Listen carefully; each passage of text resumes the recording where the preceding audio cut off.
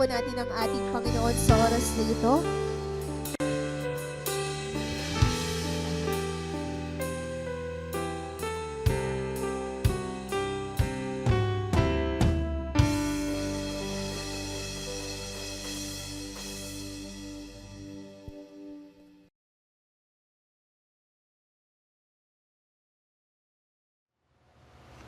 Sa araw na ito ay pagpapatuloy po natin ang ating tema para sa buwang ito. Tema na rin po sa buong taon, Small Beginnings with Great Endings. Naniniwala po tayo na hindi po lahat sa atin ay makagagawa agad-agad ng malalaki at matitinding pasimula. Pero naniniwala po ako, and I think lahat po tayo ay magkakasundo na ang bawat isa po sa atin ay capable na magsimula ng mga maliliit na hakbangin, maliliit na pasimula, patungo po sa katapusan o dulo na dakila. Sa ating pong pagpapatuloy sa konseptong ito, nais ko pong ibahagi sa lahat po ng mga life group leaders at life group members. Ito po talagang intention ng ating pong mga series. Ito rin po ang dahilan kung bakit pinagsusumikapan po natin na maging relevant po tayo sa ating pong mga topic sa pagpapahayag po ng buhay na salita ng Diyos upang mapalakas po lalo ang samahan at commitment ng mga life groups na isinasagawa sa iba't ibang dako. O pwede ho nating i-shout out, batiin ang ating mga ka-life groups, maging ang ating mga life group leaders, ay pasalamatan po natin sila sapagkat kung maalala po natin sa maliliit na pasimula, doon ho tayo nakakilala at naging matibay at malalim sa ating pananampalataya sa ating Panginoon. Pag-aralan po natin ang topic na pinamagatan ko pong The Greatness of Small Things. The Greatness of Small Things. Ang kadakilaan na nagmumula sa maliliit na bagay. Ayon po sa Zechariah chapter 4 verse 10, ang sabi po dito, let us not despise the small things. Or sa ibang translation, let us not despise the small beginnings. Pero dito ho sa binabasa natin ito, ang ginamit po na salita ay small things. Now, ano po bang ibig sabihin ng verse na to na let us not despise the small things? Nung niresearch ko po yung salitang despise, ang ibig po palang sabihin nito ay to belittle, ang maliitin, to underestimate, to disregard, and to look down to. Nang ibig sabihin po, meron po tayong tendency, meron po tayong capacity, meron tayong potensyal na hindi agad tingnan at hindi agad hangaan at ibaliwala, isang tabi, ang mga maliliit na bagay at ang mga maliliit na pasimula. Kasi nga naman po, mas impressive po agad-agad ang mga bagay na malalaki agad. Pero lagi po nating tatandaan na lahat ng bagay na malalaki na nakikita po natin ngayon, lahat pong ito'y nagsimula po sa maliliit na hakbangin, sa maliliit na pasimula.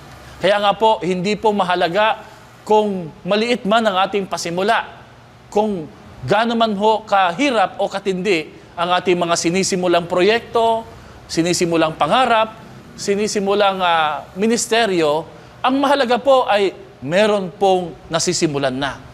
So, let us not despise the small things. Ang problema ho natin is, we feel so big enough that we don't want to be associated with small things, and the worst is we don't want to undergo the small beginnings. Sino ho dito ang magsasabi na, yes, Pastor, guilty po ako dyan? Because deep inside our soul, there is pride. Meron pong, maliit man po yan o malaki, basta pride po. Ito po'y nakasisira sa ating pong pagkatao at maging sa ating karakter o pananampalataya. Na kung minsan po'y mataas po ang pagtingin natin sa ating mga sarili, totoo, hindi natin sinasabi, hindi natin pinaririnig, hindi halatado sa ating pagkatao, pero deep inside, we feel na hindi ako bagay dyan, hindi ako po pwede dyan. Dahil tingin natin sa ating sarili, hindi tayo bagay sa mga maliliit na pasimula, at hindi rin po natin ninanais na makahalubilo ang mga maliliit na tao na may mga maliliit na hakbangin sa buhay. Now, kung ganun po ang ating pananaw at Lahat po tayo ay guilty po sa ganong klaseng pag-iisip. If we feel we are too big enough not to do the small things, then we are too small enough to be candidate to do the greater or the bigger things. Kung sa tingin po natin o sa ating pag-iisip, masyado na ho tayong malaki para gampanan at gawin at simulan ng mga bagay na maliliit, hindi na tayo bagay para doon, ito po'y nagpapakita na tayo po pala'y maliit talaga at hindi ho talaga malaki para maging karapat-dapat sa paggawa at pagpapasimula ng mga malalaking bagay. Sinasabi ko ho ito because there are great things in small beginnings. There is greatness in small things. Sa mga maliliit na bagay, sa mga maliliit na pasimula, sa maniwalat po kahit hindi, meron pong pangako ang Diyos na kadakilaan. Ang pagpapakumbaba ay mas mainam kesa sa matinding pasimula.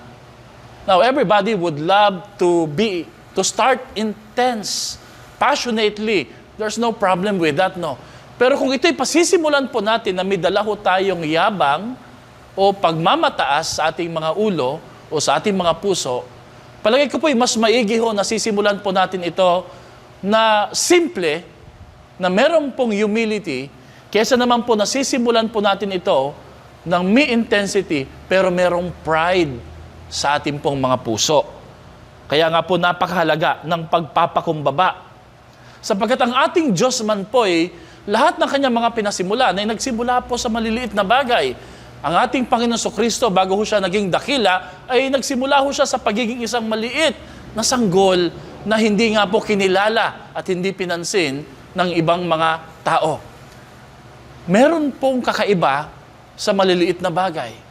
And it seems to me na ang mga maliliit na binabaliwala ng iba o ng karamihan, doon ho nagpapasimula ang Diyos ng mga malalaki at dakilang bagay. So therefore, it is important to recognize the Lord's ability to bless the common, the ordinary, the small, the insignificant things in order to accomplish His will.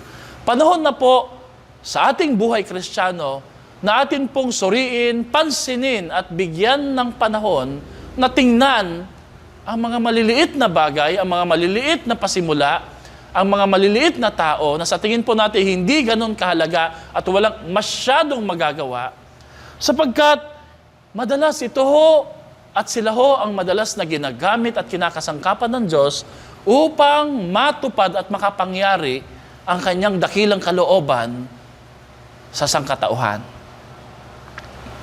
Sometimes the Lord will use little people who do not have the standing, people who don't have the position, the title, the accolades, or the prestige, or the popularity in order to accomplish great things for His greater glory. Kung titingnan po natin, kahit man po ang ating mga sarili, napakaganda ho itong evaluation, no? Paano ho ba tayo nagsimula? Paano ho ba tayo nag-start sa ating journey? Huwag na lang po muna kaagad-agad sa Christian life, no? Paano ho ba tayo nagsimula sa ating katayuan sa buhay? Paano ho ba tayo nagsimula sa kung ano man pong meron po tayo o posisyon o title or possessions, karangyaan o pagpapala na meron man po tayo sa ating mga kamay? Lahat ho tayo, tiyak po na magkakasundo po tayo na tayo nagsimula sa simple, sa maliliit na bagay, sa mga baby steps. Kuminsan po'y matatawa po tayo dahil nung unang-unang mga panahon, sa tingin po natin, kahit man tayo'y wala tayong believe sa sarili po natin, pero lagi nating tatandaan, mataas na ang believe at pagtingin ng Diyos at paghanga sa ating mga buhay. Bakit ko po nasabi yon? Kasi ginamit ka ng Diyos At patuloy kang ginagamit ng Panginoon. Sa dinami-dami ng tao, sa dinami-dami po ng pwede niyang kasangkapanin, bakit ikaw pa at ako? Dahil gustong-gusto ng Diyos na magsimula sa mga maliliit na pasimula, sa mga maliliit na pagkatao na meron pong lubos na pagtitiwala para sa Kanya. The little things in life are often overlooked, however, they can become important in the eyes of God. Naniniwala po ako na kung ano po ang madalas na minamaliit, isinasantabi at binabaliwala ng sanlibutan o ng ibang mga tao, ito ho yung madalas na ginagamit ng Diyos para pahiyain ang mga mapagmataas. At sila rin po ang ginagamit ng Diyos, kinakasangkapan ng ating Panginoon upang maisagawa ang kanyang dakilang plano at dakilang layunin, hindi lamang para tayo pagpalain, kundi para maranasan ng bawat isa ang kaligtasan at kapatawaran ng sangkatauhan. We are therefore insignificant with very little value when we stand alone. But as soon as the Lord stands beside us, wow, we become precious to Him. Saganang atin kung tayo lang po, totoo naman po talaga na wala ho tayong dating, wala tayong impact. Pero dahil alam natin ang katotohanan na ang Diyos ay sumasa atin, nakasama natin ang Diyos, na ang Diyos ay laging nasa ating tabi, nagkakaroon po ng kaibahan ang ating pagtayo, ang ating pagmiministeryo, ang ating paglilingkod, ang ating mga pangarap, ang ating mga panalangin, at maging ang ating mga pananampalataya. Because Jesus is the difference maker for every Christian here on this earth. Pumalakpak nga po sa Panginoon kung ikay naniniwala na ang Diyos lamang po ang nagbigay ng kaibahan sa iyong buhay dahil siya po ang difference maker para sa iyo at para sa akin. Kaya po, ang prinsipyo po na dapat nating isaalang-alang sa araw na ito is, our smallness becomes something, our smallness become great, our smallness becomes significant when we believe that we are serving a great and awesome God. Kaya hindi po natin dapat minamaliit ang ating sarili, sapagkat ang sino mang associated sa ating Diyos, ang sino mang sumasampalataya sa ating Panginoon, ang sabi po sa Romans chapter 8, we are more than conquerors in Christ Jesus. Let me give you some biblical example. The little manna, yung mga maliliit na tinapay na nagsisibagsakan mula sa langit, the little manna became a big-time provision for many years in the desert for all the Israelites. Yung minamaliit po nila na maliliit na tinapay o mana na nangangahulog sa kalangitan, yun lang naman po ang bumusog at nagpakain sa kanila. And without it, siguro po matagal na po silang nangamatay sa disyerto. Mga kapatid, wag ho nating maliitin ang mga little provision. Yung mga little bread, little food na inilalagay ng Diyos sa ating hapagkainan, sapagkat ang mga maliliit na bagay na to sa tingin po ng iba at sa tingin man sa natin, ito ho ang bumubuhay sa atin. Ito ho ang nagpapalakas sa atin. Huwag nating maliitin ang mga maliliit na trabaho, ang mga maliliit na tulong na nagmumula sa kamay ng iba na kinakasangkapan ng Diyos. Sapagkat gaano man po sila kaliit, tingnan, ang mga maliliit na bagay ay nagiging pagpapala sa ating mga buhay. Pasalamatan nga po natin ang ating buhay na Diyos. O pwedeng nagrereklamo ka na at sinasabi mo, ang liit lang ng sahod ko, eto lang, mga kapatid, pasalamatan mo ang Diyos, magkaroon ka ng puso na punong-puno ng gratitude, at ibahin mo ang tingin mo, sapagkat ang mga bagay na yan na sa tingin mo ay maliliit, ang bumubuhay at nagpapalakas sa iyo at ang iyong buong pamilya. Makikita din po natin ang kwento kung paano ang mga maliliit na bato, 5 actually, ay ginamit ng Diyos para patumbahin ang isang malaki at matindi, higanting kalaban na si Goliath. Of course, ang pinag-uusapan natin dito ay si David. The little insignificant stones or pebbles struck down a giant who mocks God, who continue to mock God. No, ang mga batong ito ay inaapak-apakan lang, dinadaan-daanan lang, hindi po pinupulot, hindi po tinitipon dahil after all, maliliit lang sila. Pero nung kinakailangan na po ito ni David, ang mga maliliit at hindi masyadong mahalagang batong ito, ang mismong ginamit ng Diyos para patumbahin ang kalaban ng ating Panginoon. Mga kapatid, start where you are, use what you have, and do all you can. Huwag mong hanapin ang mga bagay na wala sa iyo. Huwag mong kainggitan ang mga bagay na meron ng iba at wala ka. Bagkus, ipagpasalamat mo sa Diyos na ikay nilikha ng Panginoon, fearfully and wonderfully made. At kung kakailanganin ng Diyos na ikay magkaroon ng mga bagay na wala ka ngayon, in order for you to accomplish greater things in life, in order for you to have an impact in this life, sana'y ginawa na po ng Diyos na ikaw ay maging kakaiba. At naway, sana'y nagkaroon ka na ng mga bagay na wala ka ngayon. Pero hindi. The very reason na ikaw ay ganyan at ikaw ay nilikha ng Panginoon sa kung sino ka, ay isang katotohanan na nagsasabing, sapat ang pagkakalikha sa iyo ng Diyos para maabot at marating mo ang iyong God-given destiny.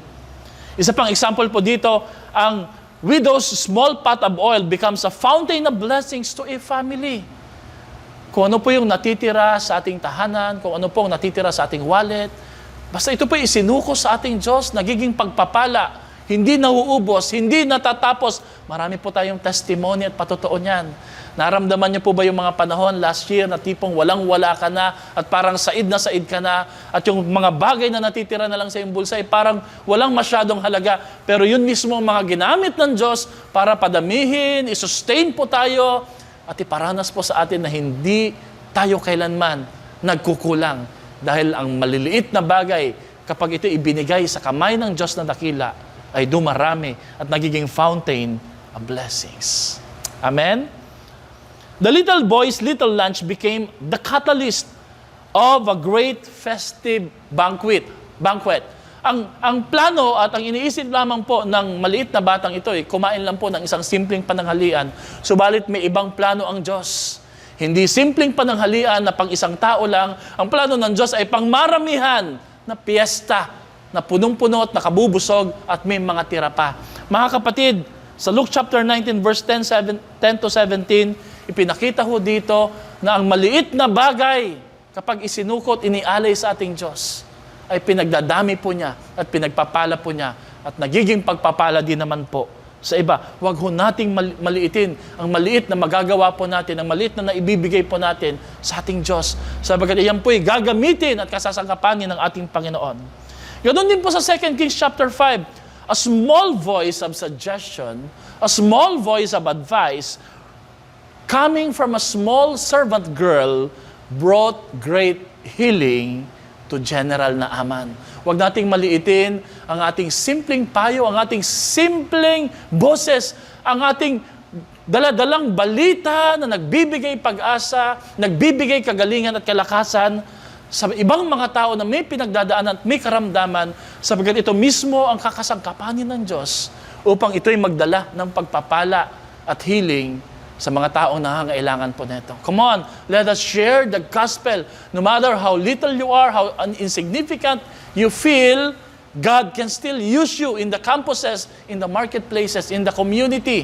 That simple gift of God cards, kahit gaano kaliit yan ay pwedeng makapagpabago ng isang buhay na may potensyal para makapagpabago ng isang buong pamilya. Di po ba ang pangako ng Panginoon, believe in the Lord Jesus Christ, you will be saved, they will be saved, you and your household. At yung sino pong hindi alala sa kwento po na ginawa ng Diyos sa buhay po ni Gideon. Gideon's 300 soldiers were more than enough to defeat thousands of enemies in makikita po natin dito na ang kakaunti ay marami. Ang maliliit ay dakila kapag ito po'y sinamahan at pinagpala ng ating Diyos. Huwag kang matakot magpasimula dahil pakiramdam mo'y nag-iisa ka lang, kanito lang ang hawak mo, wala ka masyadong magagawa. Basta tiyak mo na sinasamahan ka ng Diyos at ikay sumasama sa ating Panginoon, ikaw at ang Diyos is on the majority. Lagi po tayong mananalo. Ang tawag ko dito ay victory by subtraction. Judges chapter 7 verse 2, ang dahilan ng Panginoon ay baka magmayabang at magmataas ang mga Israel at sabihin nilang, kaya kami nanalo dahil marami kaming kawal. Kaya pinaliit ng pinaliit, rinim daw ng Panginoon ang bilang ng sundalo ni Gideon. At ito po ay sapat na para talunin at gapiin ang thousands of enemies na kumakalaban sa Israel. Ano po ang lesson sa mga biblical examples na to, no? Sa mga maliliit na kinakasangkapan ng ating Diyos.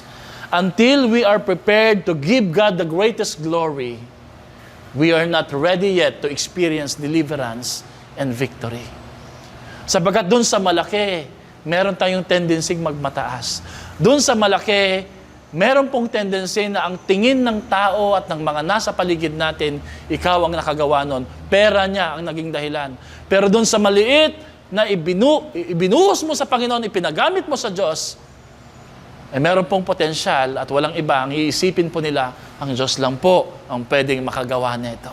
Kaya mga kapatid, don't be afraid to take small steps and small beginnings because small beginnings always give God the greatest and the highest glory. Hanggat hindi tayo handang ibigay sa Diyos ang papuri na pinakamataas, hindi po tayo makakaranas ng katagumpayan sa ating mga buhay.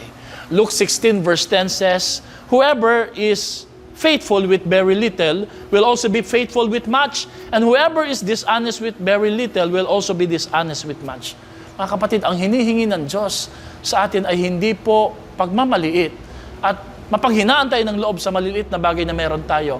Ang hinihingi ng Diyos po sa atin ay maging matapat po tayo sa maliliit na ipinagkatiwala niya sa ating kamay.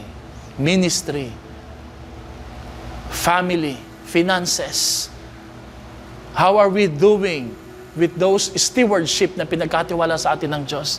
Hindi po tayo dapat ng panghinaan ng loob because ang kailangan po natin ipakita sa ating Panginoon ay katapatan because the true test for success is faithfulness on the small things that God has entrusted us. Ang sukatan po ng totoong tagumpay at tunay na tagumpay na ating matatamasa sa buhay ay ang katapatan po natin na nagsisimula po sa maliliit na bagay. Sa 1 Corinthians 10:31, ang sabi ho doon, whether you eat or drink, let us always do all these little things for the glory of God. Ang pagkain, ang pag-inom na seemingly hindi na dapat pinag-uusapan, normal at dapat lang, even the smallest acts of life should be to this end, should bring glory and honor to our Lord. Hindi natin dapat minamaliit, ginagawa ho natin to na may kaayusan at may buong katapatan sa ating Diyos. Kahit po ang ating small groups, kung meron ho dito, hindi na nag-small groups, hindi na dumadalo sa life groups, huwag po mga kapatid. Ang pangako ng Panginoon sa Matthew 18:20, "For where 2 or 3 are gathered together in my name, in Jesus' name, there I am," Jesus said, "in the midst of them." Kahit dalawa na lang ang sumusulpot, isa na lang, tatlo na lang kayo, ang mahalagay kasama nyo ang Panginoon. Naroroon po ang paalala ng katapatan, ng paglilingkod, ng pagdidisipulo sa ating mga life groups. Kumusta po? Tayo po ba'y nawawalan ng gana? After all, isa lang naman yan, dalawa lang naman yan. Malayo pa, o di kayo mahirap pupuntahan, pastor. Nakakawalang gana, hindi sila ganun ka-interesado. Ang hinihingi ng Diyos po sa atin dito ay katapatan. Bakit? Sapagkat nagmumukhang ikaw lang ang pumupunta sa life groups o dadalawa, tatatlo lang kayo. Pero ang totoo po, lagi kayong sinasamahan ng ating Panginoon. Ang Diyos po, ang pinakamainam at pinakamatindi niyong panauhin sa life groups gathering na inyong ginagawa. Nandun po ang pagsama ng Diyos. Kung maiintindihan lamang po natin na lagi tayong sinasamahan ng Diyos, excited ang Diyos na samahan po tayo sa ating mga life group gatherings, siguro po hindi tayo liliban, siguro po hindi natin mamaliitin ang bawat pagtitipon sapagkat alam natin na gustong-gusto ng Diyos na siyang pinag-uusapan, siyang dinadakila, siyang pinupuri, siyang pinapasalamatan at siya ang pinapalakpakan sa ating mga maliliit na pagtitipon. Let us not neglect the gathering even though it's small sa tingin po natin. Because we have a big God in our small groups. Meron tayong malaking Diyos sa ating mga maliliit na pagtitipon. Doon ho nangyayari ang pagbabago. Doon ho nangyayari ang pagkilos ng Panginoon na matitindi sa mga maliliit na pagtitipon na dapat po nating daluhan. Because even a tiny gathering can be energized by God's Holy Spirit. And the Lord is interested in quality, not just in quantity. Of course, gusto rin po ng Diyos na madami. Pero ang gusto po ng Diyos, kahit po kukunti kayo, basta nagpapatuloy, hindi nag-give up, may excitement, nagpapaalalahanan. Gusto po ng Diyos na samahan ang ganong klaseng mga tao, ganong klaseng mga grupo. Kaya po, sa pagtatapos po, balikan po uli natin ang Zechariah 4:10. Who has despised the small things? Kapatid, minamaliit mo ba ang maliliit na pasimula, maliliit na bagay na ibinibigay ng Diyos, ipinapahawak sa iyo? Tingin mo ba'y masyadong malaki ka na o malaki na ako? para sa mga maliliit na pasimula. Huwag naman po mga kapatid, sapagkat gustong-gusto ng Diyos na magpasimula ng malalaki at dakila sa mga maliliit na bagay. Ang kwento ho nito ay kailangan po nilang itayo ang templo. Subalit, sila po'y nangalumo, napanghinaan ng loob sapagkat napakalaki po ng proyekto, ang kukunti lang po nila, ang liit lang po ang meron sila. Pero dito ho ipinakita that small steps is the start of something great.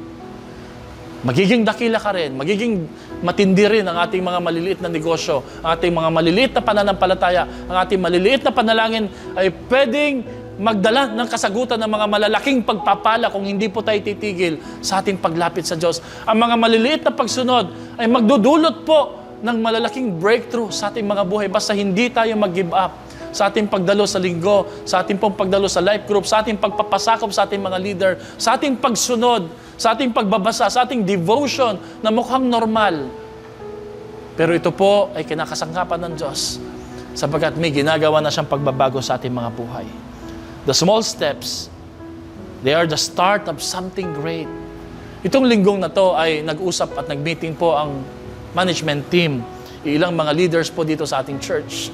Sila po ay God-fearing, sila po ay faithful, sila po ay men and women of faith. Kaya gusto-gusto ko pong sumama at samahan ng mga taong ganoon. Pinag-usapan po namin ang ilang mga activities sa church, ilang mga harvest event, at higit sa lahat pinag-usapan po namin kung paano na ho natin mapapasimulan. Ang bagamat pasimple at payak lamang po ang ating church building project. And I'm so excited, I'm so thankful na lahat po sila ay kapareho po ng vision ng inyong pastor, kapareho po ng pananampalataya sa ating malaking Diyos, kapareho po ang aming isip, kapareho po ang aming kilos at gawi na maliliit man po ang mga pasisimula, ito'y mauuwi sa malalaki at dakilang dulo o ending sa ating proyekto.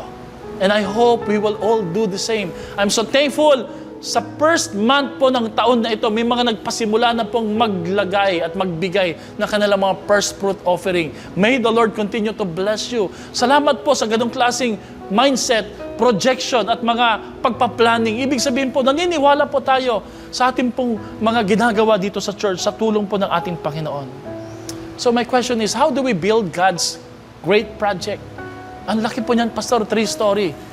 O pwedeng tayo nga mismo ay mawalan ng pag-asa. No, we will do it brick by brick. Little by little, stone by stone, step by step, hollow blocks by hollow blocks. Hindi natin kailangan gawin ng malalaki, hindi natin kailangan may matindi at malaking pera, agad-agad tayo. Of course, we respect yung gawa ng Diyos sa iba, na kailangan mo ng kompleto yung pera at natapos mong pagpapagawa. Pero ako'y naniniwala, iba-iba po ang pagkilos ng Diyos sa bawat iglesia, sa bawat tao, sa bawat anak niya. Kaya ako'y naniniwala na kung tayo po'y sama-sama, maitatayo po ang templo ng Panginoon, ang tahanan ng Panginoon kung tayo po'y magkakaisa. Little things are important not because of what they are in themselves. Little things are important because they can be part of something greater. Alam niyo po, yung maliliit na ibinigay niyo po sa first fruit last December, sa tingin niyo po yung mukhang maliit lang po yun lang ang kaya mo. Pero yun po'y naging bahagi sa malaking halaga na naging bahagi po sa pondo ng ating pong church building project para magamit sa pagpapasimula. Huwag po nating maliliitin ang ating pong mga ipinagkakaloob na paglilingkod sa ating Diyos. This small beginning would reveal as powerful truth that the Lord can transform an insignificant stone, an insignificant life into something functional and beautiful. Therefore, in many cases, nothing is too small for God to be used for His great purposes. Gusto ko pong basahin yung tula na ito. Sabi dito, on the little things the big depend. The tiny screw does the main spring hold, and without the aid which it doth lend, the clock could never the time have told. Now a rather small will guide the ship. Without it, 'tis but a thing adrift.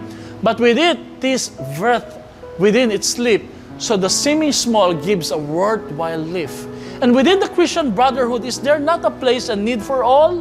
And the humblest saint it is understood that by the presence and word may encourage all. Yan po itula ni Martin Mitchell. Mga kapatid, of course, magagawa lamang po natin to sa tulong at sa lakas ng ating Diyos.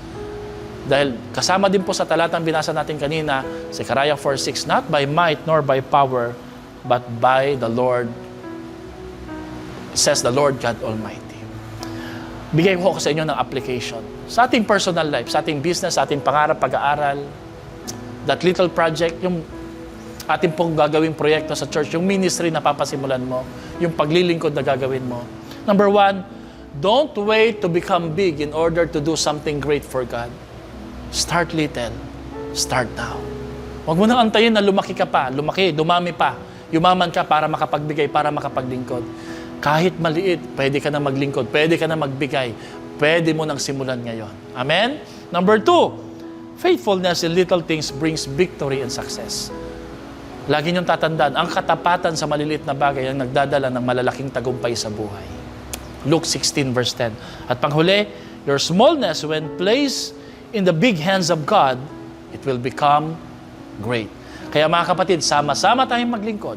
Sama-sama tayong manampalataya. Sama-sama tayong humakbang, maliliit man.